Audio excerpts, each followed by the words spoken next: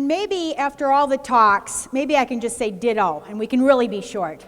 My talk is usually 45 minutes, so as Edie said, we face challenges, and it's going to be a challenge to get some of this out. But Mark Twain was the Jon Stewart of his day. He was an outspoken opponent of the Spanish-Philippines War. He actually was always telling really, really sad, harsh truth, but he tried to do it in a funny way. And these were a couple of his quotes.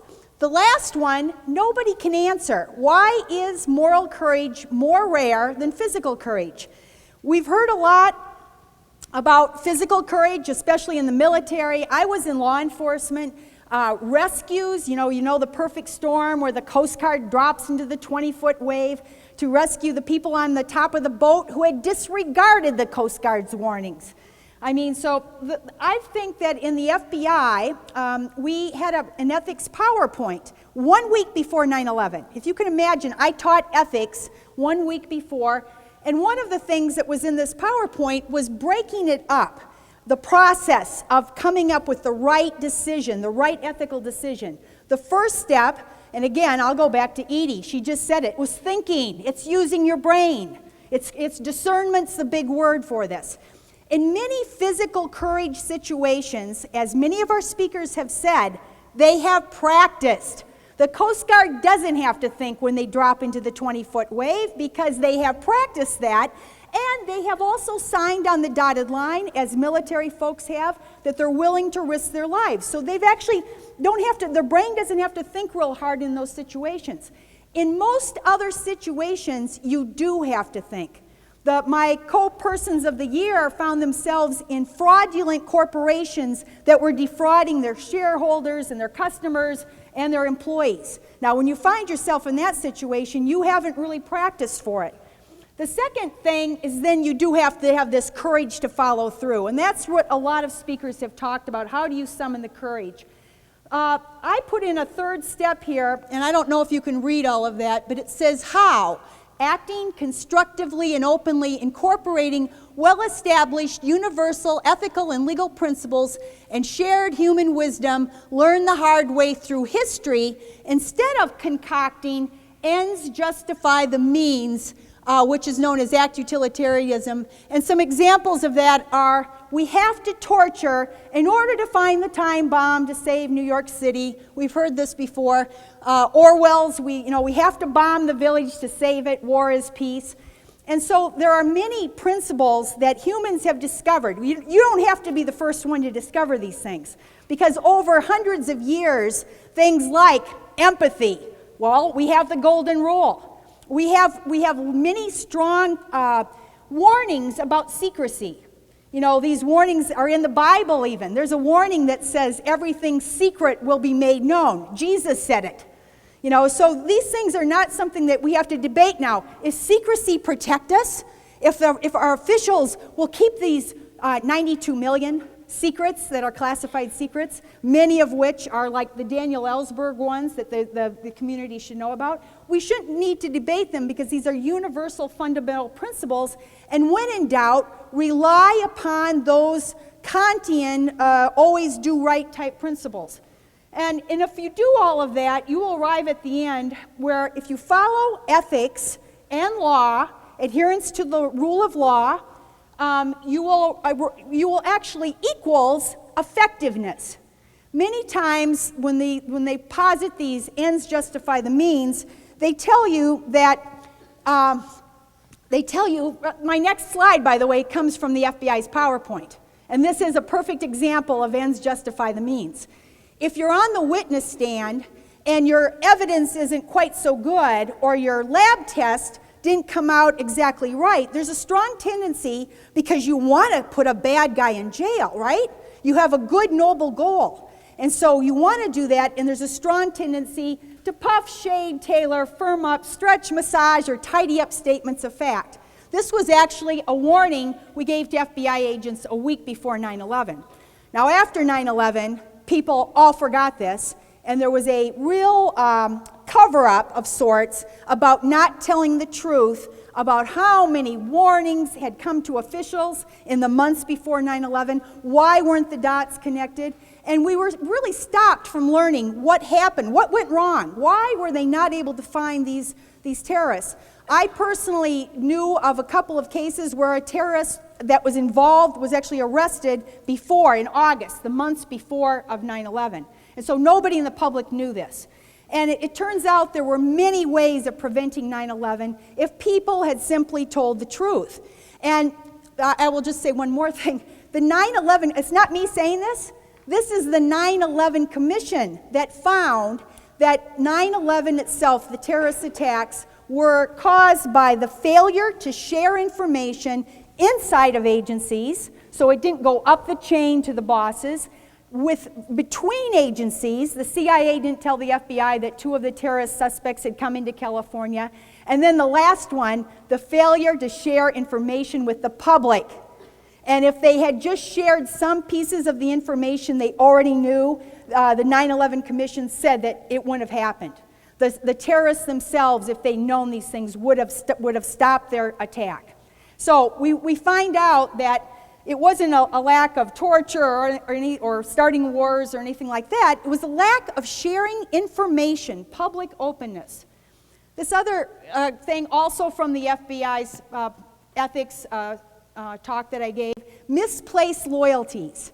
Okay, so in whistleblowing, your top loyalty has to be to your broadest, they call it the public good.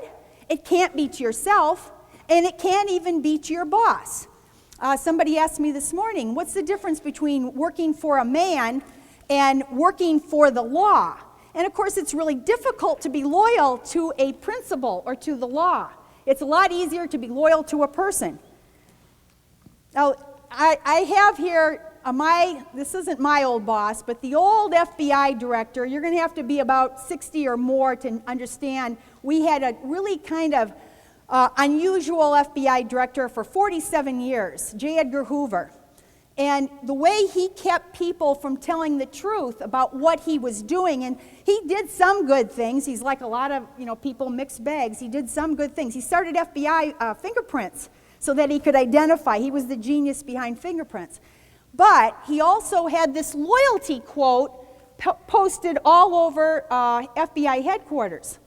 And I often ask people, what's wrong with this? If you maybe, I put it in pink in the first part, maybe you can't read it. If you work for a man, in heaven's name, work for him, speak well of him, stand by him, and stand by the institution he represents. If put to a pinch, an ounce of loyalty is worth a pound of cleverness. If you must vilify, condemn, and eternally complain, then resign your position. And when you are on the outside, then damn to your heart's delight. But while you remain a part of the institution, speak well of it. Otherwise, the first big wind that comes along will blow you away, and you may never know why. Can you imagine this warning all over inside your workplace?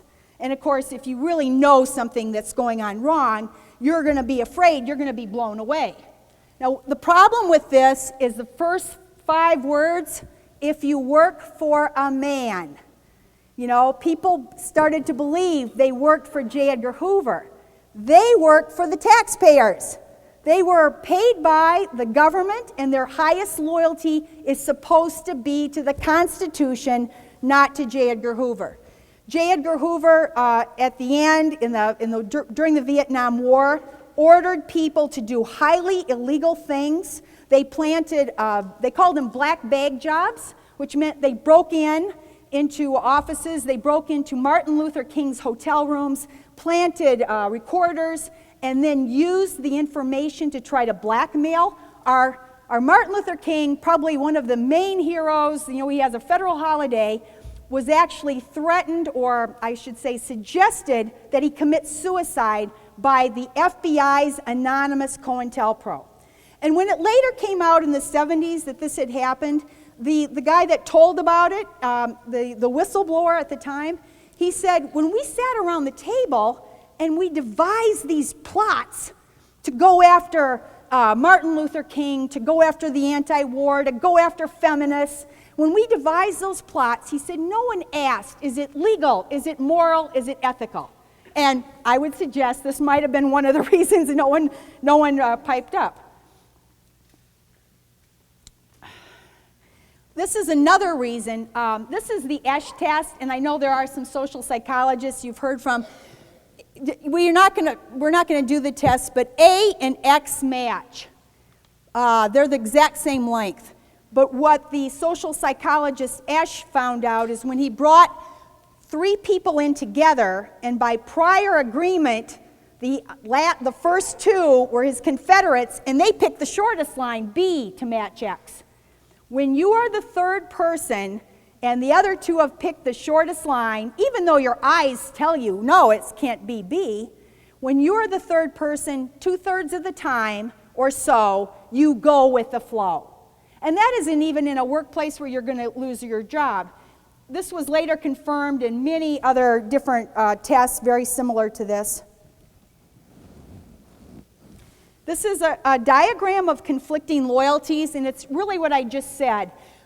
Most times when you're helping yourself and you're helping your friends and family and your workplace and your state and your country, and many speakers have talked about, I mean, we had the young lady who has traveled the world. And what did she say our highest loyalty should be? To the earth, to the mankind, to humanity. And the problem is we get caught up in these other, smaller loyalties. I don't know if you can read this, but this is a prediction or a warning that if mankind, now that has discovered the way we can actually destroy the world real easily with all the nuclear bombs. And yet the big question is, do we have the intellectual and moral capacity to control our worst instincts? I'm going to skip that one. And this is what I said, the 3. Okay, this is this is my favorite cartoon because, one of the ways of people are reluctant to speak out is they're going to be called a name. They're going to be called tattletale, at the very least, that'd be the nice one, but snitch or traitor, because they don't see the broadest loyalty. And she says, I prefer whistleblower.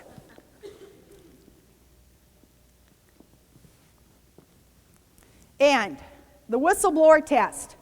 I have this on me, so if you don't copy it down quickly, you can get some handouts I have. But it has to be significant. You don't tell the truth in our environment unless it's very serious. You cannot be personally motivated. You have to turn out to be correct, like like Daniel Ellsberg or Edward Snowden. And then you must pursue the most constructive way for the situation. So I really appreciate your time and attention, and good luck, everyone, on being a hero. I'm going to be looking in the papers for some of you people to say, I remembered this from the Hero Conference. That's right. That's right.